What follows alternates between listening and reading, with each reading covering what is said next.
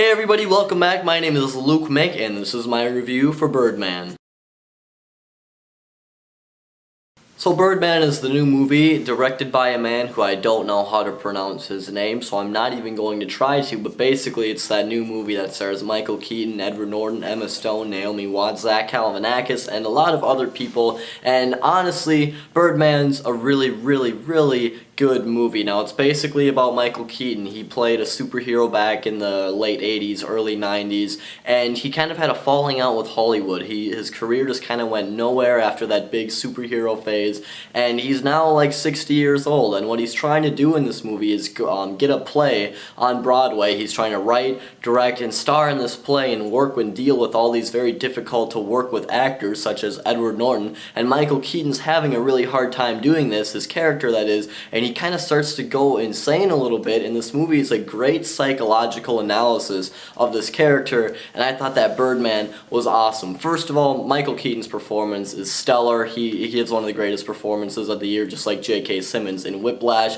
I think Michael Keaton definitely deserves the Oscar nomination here, and as does Edward Norton in the supporting actor category, because Edward Norton, I always love Edward Norton. Fight Club is one of my favorite movies of all time, and he is so funny, and he's just so annoying to Michael Keaton in this movie, and I loved watching these two butt heads in this movie because it's really entertaining, because you hear things about Edward Norton. He's, I guess, not the best guy to be working with. He's kind of a difficult actor to work with, and his character kind of really reflects that appearance that he has to the general public, and I think that's really cool about this movie is because it gets these actors, and it's kind of like an overly dramatic version of themselves, kind of like This Is the End over here, and Michael Keaton is exactly the same way, because after he did Batman, he didn't really seem to do a whole lot with his acting career. No one really knew what happened to him, and now he's making this big comeback. Anyways, off that subject, on to another subject. Emma Stone is awesome as well, and Zach Galifianakis, I loved his character in this movie. He plays Michael Keaton's assistant,